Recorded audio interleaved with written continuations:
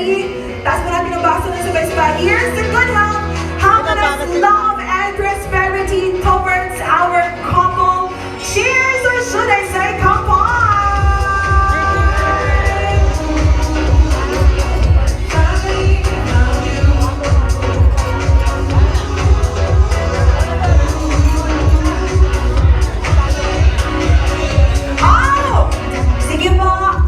Umupo na muna tayo. Mamaya hawakan ulit natin ang ating pong baso.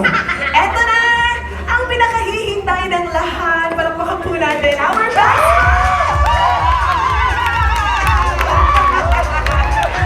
Pasensya na. Dahil si John Vince po ay talagang tunay na maaasahan. At isa sa mga... ang kanyang presensya ay talagang malaking bagay ngayong gabing ito. At alam nyo na, talagang sobrang maaasahan si John Vince. So, mahintay pa po siya sa labas. Correct. Sa ating best man, tabihan mo muna ang iyong, syempre, ang ating pong group. John Vince, then it's your turn. Ano ang mensahe mo sa bagong mahal? Wala pa. Palakpakan po natin our best man in the house. Thank you. Good evening po. Attitude check. I'm Mati. So, ayun. To Kuya Jazz. Na minsan JC ka.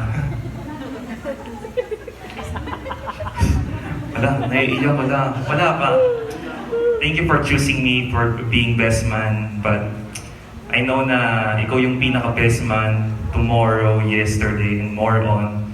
Thank God sa buhay mo, syempre. Kasi hindi ka lang naging kuya sa amin lahat dito sa church. Also, parang as the head of the family here in church. You know, that sa pag-provide na lahat. And also, siguro kay Ate Kay din, syempre thank you sa'yo sa buhay mo. Wala talaga ako dito sana kung hindi mo ako lagi ini-invite sa church, syempre. Naiiyak siya. Siya din lang. So, yun, thank you for always choosing me to be your third wheel. Siyempre, kasi sa dami nating mga pinuntahan, pati sa pag-grocery, sa ospital, sa lahat na, naging third wheel po ako. Sa sobrang saya noon, thank you kasi nakita ko kung paano kayo naging couple, kung paano kayo pinagyo, kung paano kayo naging malakas ng mga time na yun. So, thank God sa mga buhay nyo na nakita ko kayo na finally, Ate Kay, this is it. Kinasal ka na. Na hinihintay natin noon na ng pandemic na yun na siya. Yung kala natin na kakasal ka na nun. Tapos, pero thank God, nandito tayo. So, ayun pa, ibabalik ko lang sa'yo kay Jazz.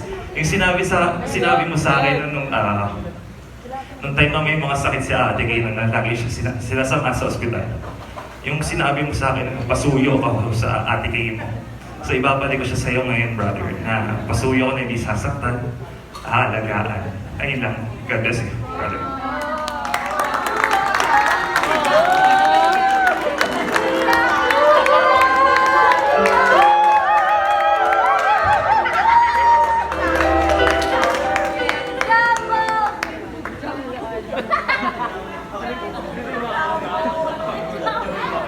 Okay na po. Cheers! Tapos na ba? Nabasa mo ba lahat ng nakasulat siya sa phone mo? Actually, di ko na tinapos. Naiiyak ako. Alam niyo po, ayoko po siya tawagin Jumbo kasi hindi nakasanayan ng mga nandito. Pero mas... Bilang! Yung Jumbo!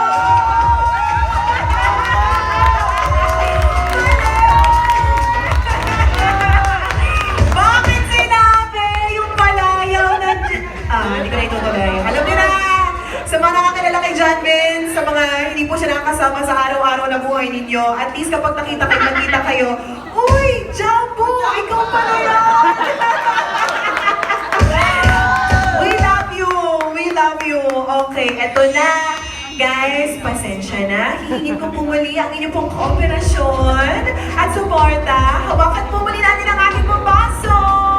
Sabay-sabay po muli tayong mag-toast. All together.